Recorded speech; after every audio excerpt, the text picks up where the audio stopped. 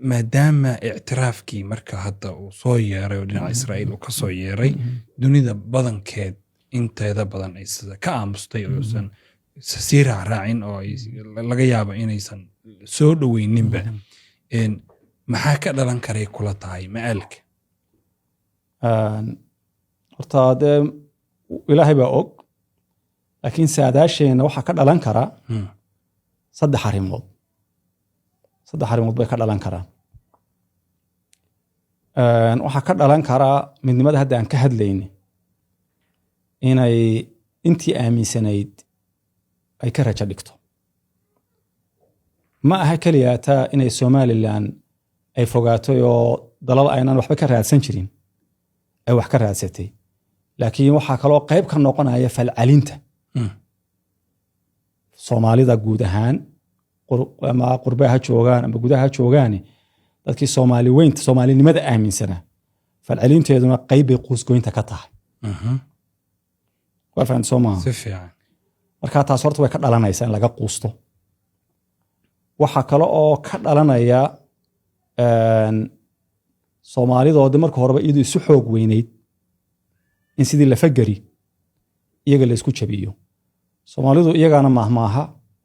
iyagana isu mahmaadu waxay yiraahdaan Soomaalidu waxay yiraahdaan doqontu 12 indhood bay leedahay marka hal ilbay qodaxda iskaga ilaalisa 12 indhood soo harin xigaalkeedii xigtadeeda bay ku fiirisa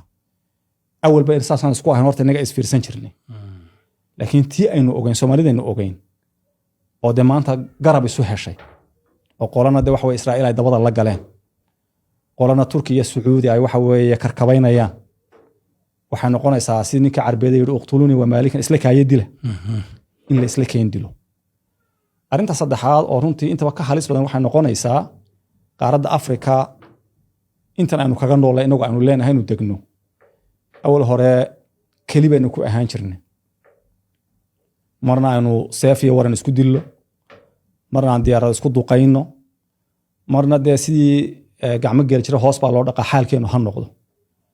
innaga meeshan wada lahaan jirnay wada deganaan jirnay laakiin hadda waxa ka dhalan kara in la inala yeesho waa inaan kali ku ahaanin baa ka dhalan karta ma ihi maxamuud dadka gabayaaga loo yaqaan ma ihi laakiin mararka qaarkood baan dareenkayga baan cabiraa 2016 baa maansa kooban aan sameeyay waxa kamid ahaa ninka geedigiisii guri baas ku furay inuu gugu samaado midha uu ka goostiyo guulna wilaayow adiga iyo garaadka inta bahal gurguurtiyo gondogooya halis iyo good iyo abees bale ninka soo galbinayay ku casuumay gurige kalgacayl ugu daray gabbal baasi hawdumo ninka gacal colayste garabsaday cadaawaha gabbal baasi hawdumo midhihii goshiisa iyo gacmihiisa ugu jiray ninka gees isaga qubay gaajana la golongolay gabbal baasi hawdumo waxa taagadeeda ah ninka loo gardaarsaday qaran goobistiisa ee goonyihii dalkiisiyo gaday dowladnimadii haddaad u fiirsan markaa humaageed waxaa ka muuqda nin soo galbinaya masaskii iyo abeesadii iyo bahalihii halista ahaayoo dhan musiibo nin martiqad u fiirinaya guriga ku soo wada waliba oo haddana sugi kari la intuu guriga geynayo oo la sheekaysana galgacal iyo xiisa u qaba 2016 bay ahayd 10 sano ka hor humaagaas aniga laftigayga ima muuqanin qofku yahay hadda laakiin waxba soo baxbaxaya markaan ku leeyahay marka waa layna la yeelanaya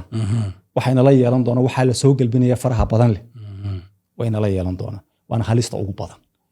inaan saritaanka ku dhaafo onan saafin baana jecel inaan kaga gaabsado marka saddexda arrimoodba way ka dhalan karaan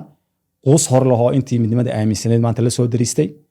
inagu mar labaad inaan isku jabno inagoo waxa way cidiyo kale garabsanayna iyo runtii dad isku kaliyaho haba isnabcaadaan mantiqada wada leh baynu hayna maanta ilayna taraxo oo cid kale inuu heliso saddexdaas waa ka dhalan kara cajiib inkastoo aad tiri saritaanka un baan ku daynayayo saafi maayo haddana dadka markay maalan murti ay ka imaanayso oo ay maanso iyo gabay iyo sugaan ay ka soo baxayso wax culays ahaa fuulay oo culayskaasu qofkaas la gam'i waayey ama ka keenay inuu godlado maalan waagaas maxaa kaa keenaya dhibaatada maanta jirto aad uma jirin laakiin dhibaatada guud way jirtay horta in laynagu soo biiraa dee may bilaabin hadda dee muqdishoba dadka maanta inagu kala dhex jira ina kala ilaaliya waagaas waxa weeye inkastoo markaa taas dee laga yaabo in halistoodu aanay badnayn haddana dareenun baa muuqday saadaashu qofka biniaadamka wax iskaga abuuran waxaan filayaa gaariya allaha u naxariistee markuun lahaa ergadaan ahay maanta haddii aan la adeecin ayaanbaa iman doonta angegi la isugu xiiro dhulka ayra ku fooftana afrikaan madmadow iyo ajnabaa degi doona afrikaan madmadoobna markaa ma joogin ajnabina ma joogin marka inta badan saadaashu qofku markuu dee u arkayo meesha geedigu u socdo waxbuu saadaalin karaa marka